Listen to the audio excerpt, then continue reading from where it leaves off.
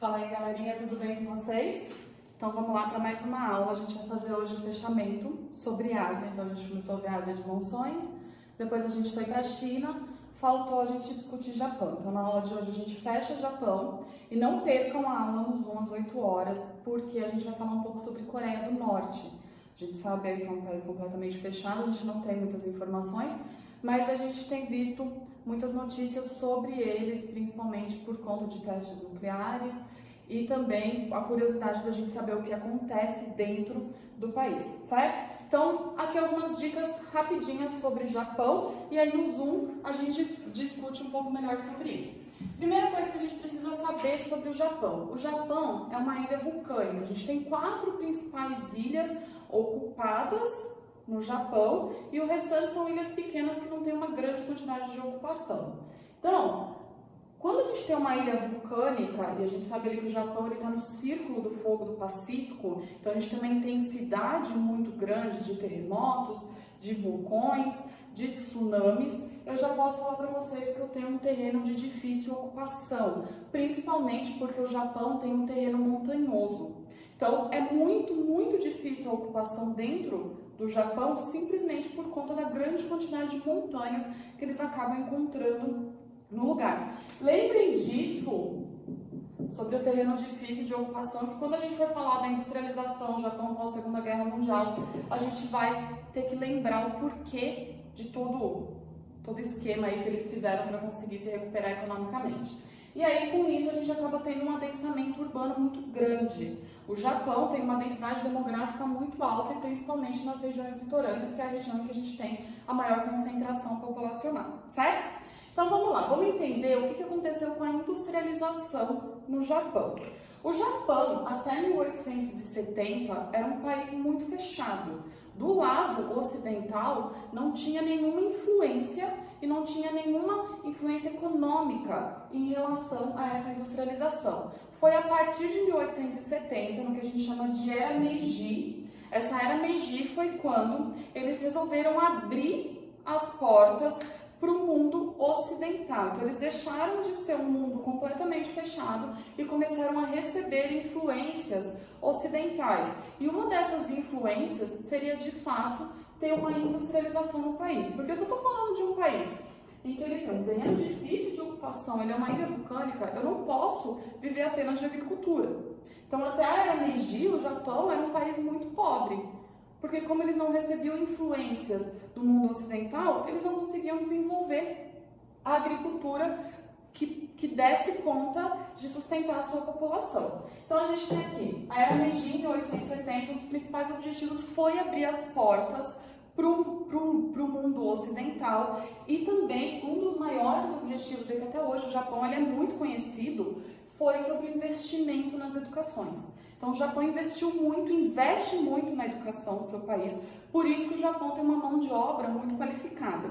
E aí entra um ponto extremamente importante. Quando você está investindo em educação, você não está investindo a curto prazo, você está investindo a longo prazo. Então esse investimento que começou aqui na Era Meiji, eles vão começar a colher frutos pós Segunda Guerra Mundial, certo? Um ponto aqui importante, os Zaibatsu. O que são os Zaibatsu? Os Zaibatsu já eram famílias que tinham alguma empresa japonesa e aí, com a abertura, com o investimento em educação, com o investimento na industrialização, esses Zaibatsu eles foram as primeiras famílias a ganhar lucro e aumentar cada vez mais a sua industrialização dentro do Japão. E aí a gente entra num ponto importante. Tudo que eu vou produzir, eu preciso de recursos minerais. Mas no Japão, como é uma ilha vulcânica, terreno difícil de ocupação, eles não têm grandes recursos minerais.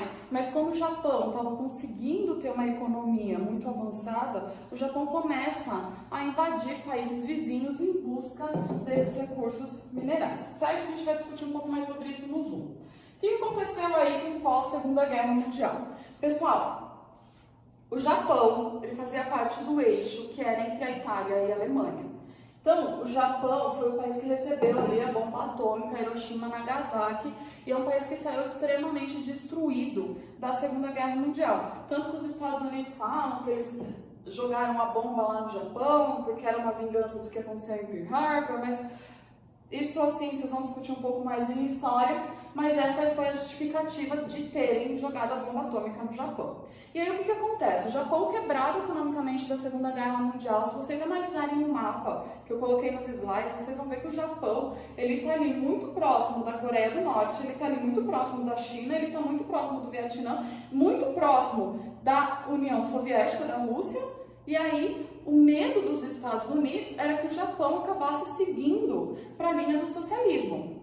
E aí, com isso, os Estados Unidos ele começou a investir economicamente no Japão através do Plano Marshall. Então, o objetivo dos Estados Unidos não era eu vou ajudar o Japão porque eu estou com remorso que eu joguei a bomba atômica. Não, era simplesmente para evitar a expansão do socialismo. Ainda mais que eles sabiam o quanto o Japão tinha investido na era Meiji e o quanto o Japão tinha uma mão de obra qualificada e tinha uma população que poderia sim fazer com que o país ele se reerguesse economicamente. Então a gente tem aí o primeiro investimento estadunidense no Japão através do Plano Marshall, que é para ajudar o Japão a se recuperar economicamente.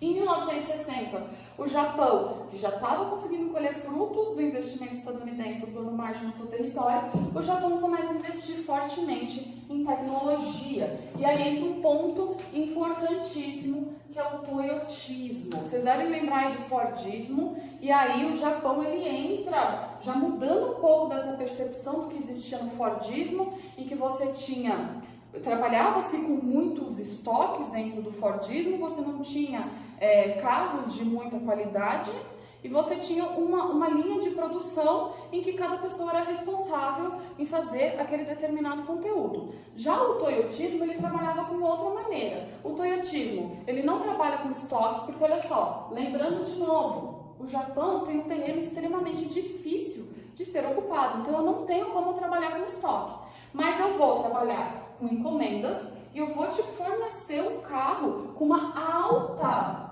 tecnologia em que eu não vou ter uma linha de produção que cada pessoa é responsável para fazer aquele determinado produto. Eu vou ter vários engenheiros que eles vão estar tentando desenvolver o melhor produto para você, para o comerciante, certo?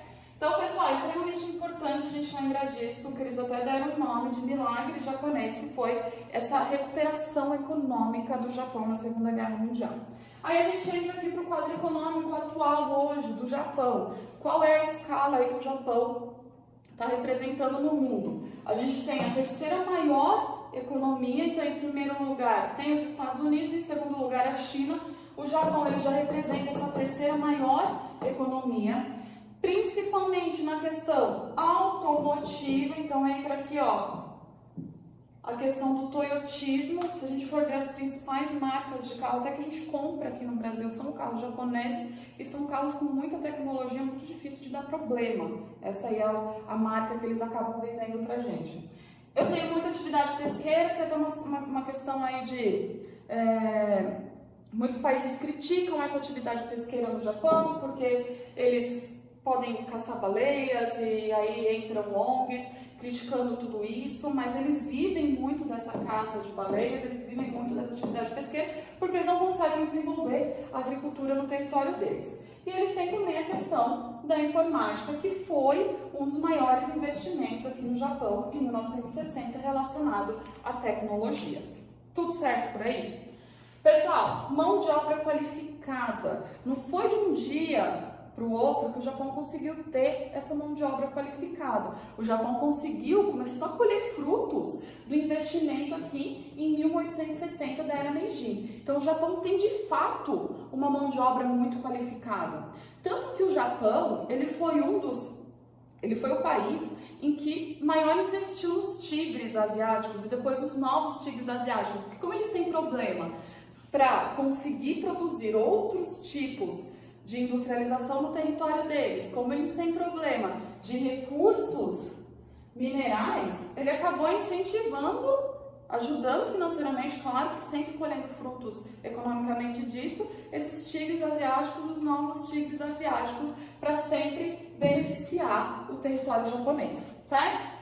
E aí eu acabo tendo um envelhecimento da população. Toda vez que a gente fala, a gente já teve aula sobre população, população. E a gente vê que a partir do momento que a mulher ela foi inserida dentro do mercado de trabalho, que a gente começa a ter um sistema de saúde mais eficiente, principalmente pós Segunda Guerra Mundial, métodos contraceptivos, preservativos, tudo isso sendo distribuído para a população ela deixa de ter menos filhos e aí acontece que a gente começa a ter um envelhecimento muito alto da população. E aí, se eu pegar lá a minha pirâmide etária, eu vou ver que a minha pirâmide etária do Japão, eu tenho uma população idosa muito grande, porque a população japonesa ela tem uma excelente qualidade de vida.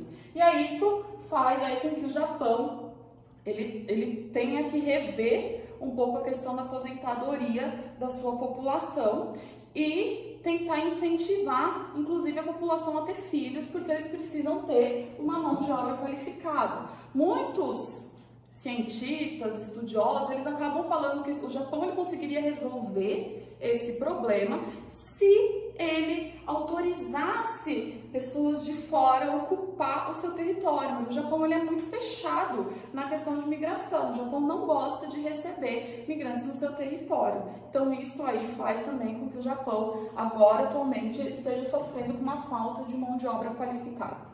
E aí a questão da rivalidade do Japão com a Coreia do Norte.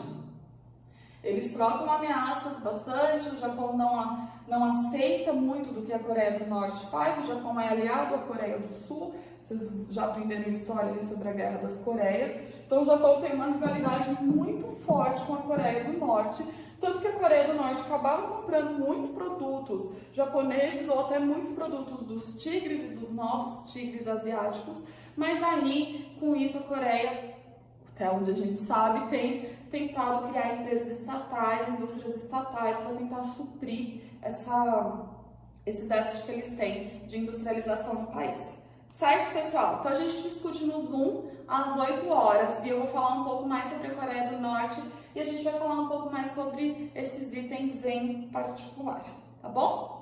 Beijo, saudades!